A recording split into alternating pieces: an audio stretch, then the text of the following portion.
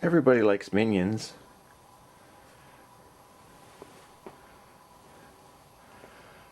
I had an extra piece of pine 4x4 from when I did my carving bench, and so I decided to make, since my mom keeps getting boxes and things and my dad doesn't get anything, he likes Minions, so I figured let's try and make a Minion. So I was able to make a Minion, and let's see if I can get in. The eye came out really cool. Let's see, yeah, because you can see there's a little air bubble that ended up being right in the center, but that adds really cool depth to it. And if you look, the epoxy that I used sticks out past the lens area, so that catches the light and actually makes it look really cool in person. With these glares, it's not quite as cool, but it's still cool.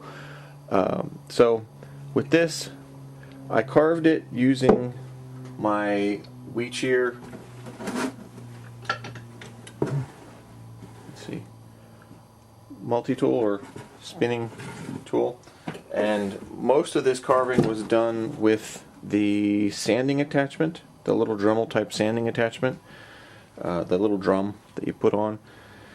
I shaped it first with the big sander to get the curves and such right, and used rasps to take a lot of the bulk away for like the front and back section. And then I used the big sander to give the curve for the head, and then that got me down to a narrow piece that was wide, and then I used the Dremel sander to go in and do all the little detail, like for the arm areas, around the belts or the suspenders, the feet, and that sort of thing.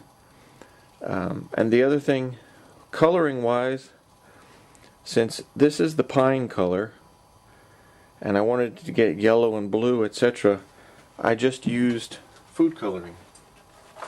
So the McCormick assorted food coloring that you get at the grocery store, because I didn't really have stains and such.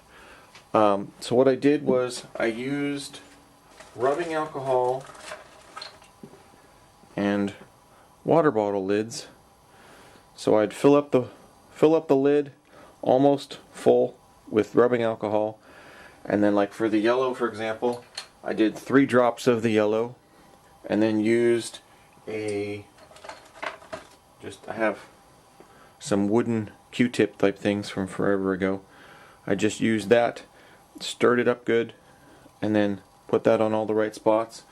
And then for the blue, I did similar. That used up, there was enough yellow area that I used up the whole lid full of yellow. The blue, there wasn't as much area for the blue, but I got the blue all covered. And then it's like, okay, how am I going to do black? Well, black is just all the colors, right? So I did in the half lid of blue that was left over, I added 3 drops of green and 3 drops of red, and that's how I got the black colors. And it's a little bit see-through, but that's okay because it's wood and it's not really, that way you get the wood grain, so it actually works really cool. And yeah, that ended up being awesome. And the metal ring is a spacer out of a hard drive, but that goes between the platters. But again, the eye came out really neat. And I left this little edge.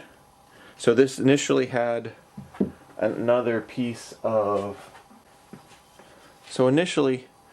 this had this underneath it as the extra piece. So that's how long the 4x4 was. And so once I got this all done and sorted and painted and such, and the epoxy put in the eye, I took it on the bandsaw and cut this off. And then I was able to, my friend Mike had this walnut stand that he got from somewhere that's been just sitting around. Yeah, I put one of those on, little badges. And so he said that looked really cool on the stand, so I got the stand and put that on. And I was able to use, the way I got the eye hollowed out is I used this Dumac Dremel base, plunge router, and the little upcut bit, and I held the silver ring on there, drew the inside and the outside, and then used that to just route the ring, and then that worked well enough. Let's see if you can see yeah, you can see that.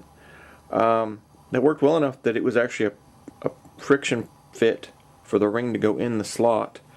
And then I pulled that out. Once I thought, yeah, that's going to work, then I slanted the eye towards the ring from the center, and I made a bowl shape for where the darker piece is. Initially there was a wood knot there, and then but it wasn't really showing very dark, so I tried some stain, and then it was too dark. You couldn't see the wood knot anymore, so then I just used black marker to put the actual black eyeball in. But that works out, and there's bubbles in the epoxy, but it actually adds a lot of depth to the eye, so looking at it, it's really cool. Yeah. Oh, and the other thing that's cool that I found out that's part of Minion lore that nobody really knows, when they get out of the shower, when they're still wet, if they put brand new jeans on, some of the color runs. So that ends up being a feature, not a problem. If I put a better delineation cut, it wouldn't have wicked, but it actually looks really cool. It literally looks like, oh, he put brand new jeans on and it came off. So that ends up working really nice. But yeah, I think this will work. Like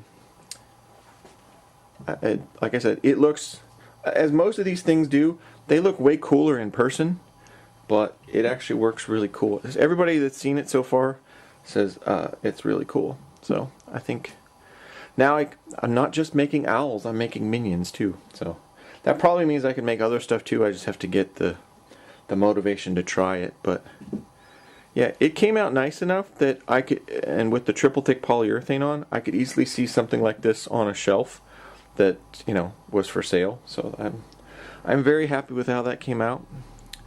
But yeah, minions are cool. Let's see if I can get it to zoom in some. We'll see if the camera behaves. Yeah. There we go.